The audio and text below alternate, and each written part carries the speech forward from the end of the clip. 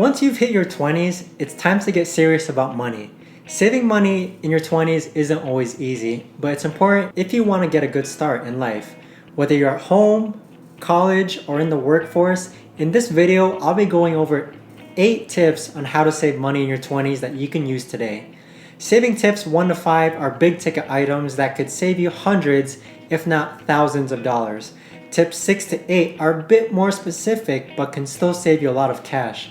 And if you're interested in more videos like these, do go ahead and subscribe to help support the channel. I try my best to give valuable information on finance and generating your own passive income.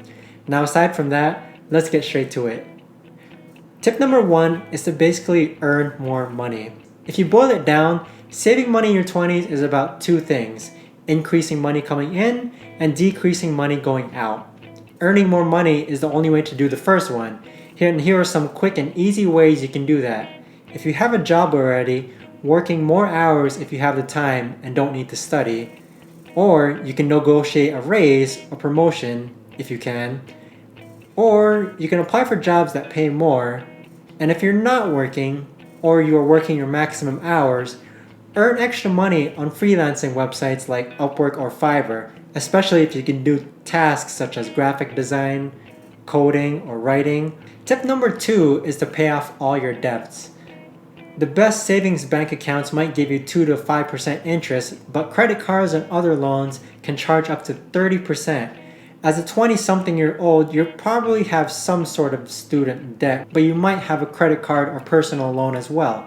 $1 saved is $1 earned, so you're better off paying down debts before you start saving. Tip number 3 is to set savings goals and targets.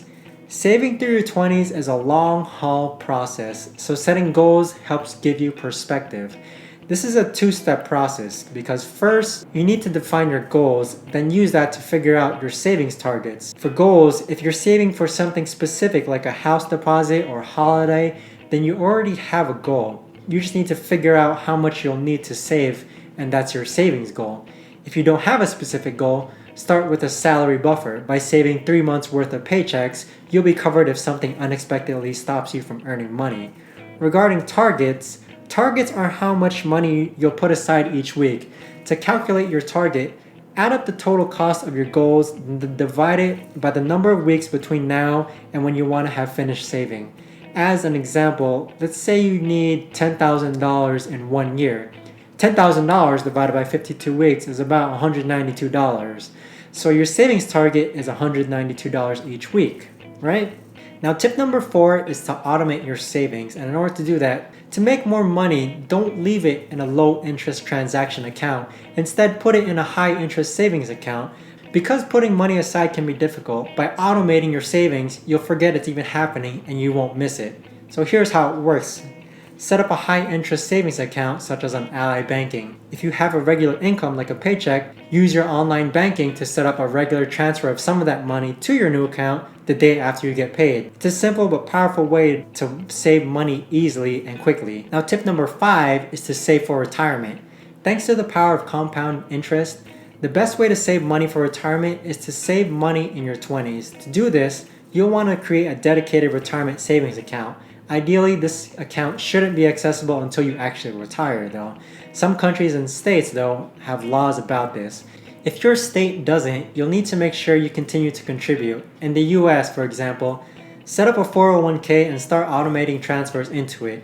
You should work towards putting 10% of your salary into it.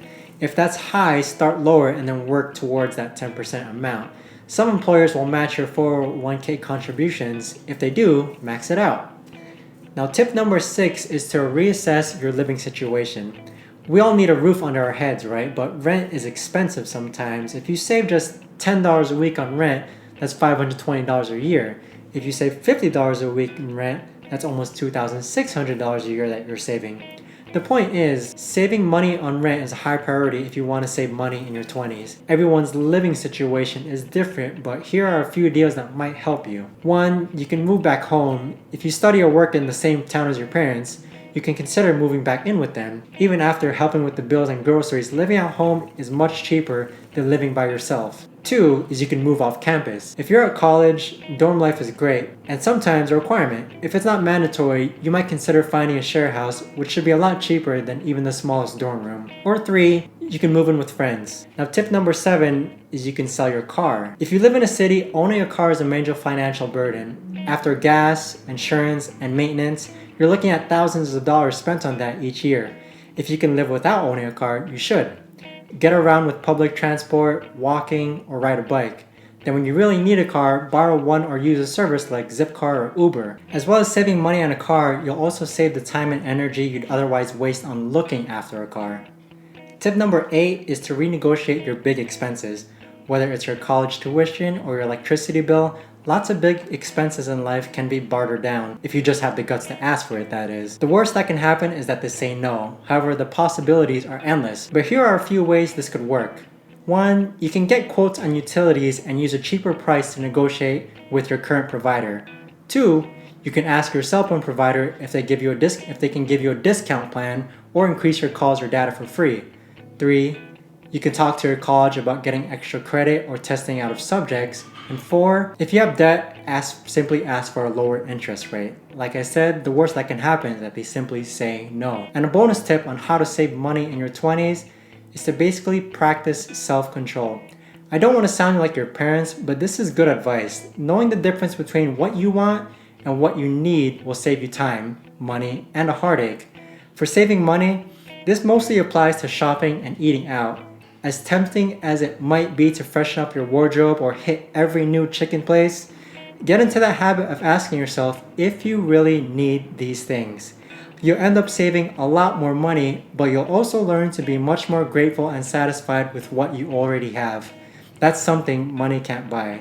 Now, saving money in your 20s, is it worth it in the end? If you can get into good saving habits when you're young, they'll pay off for a lifetime. The good news is that good habits are hard to learn. The more you practice good habits, the easier they'll be to keep. These tips on how to save money in your 20s is a great start, and they'll put you in an excellent place to start being a better saver. I hope you found this video helpful, and if you did, go ahead and leave a like and subscribe to the channel. I'd really appreciate the support, and thanks for watching. I'll see you in the next video.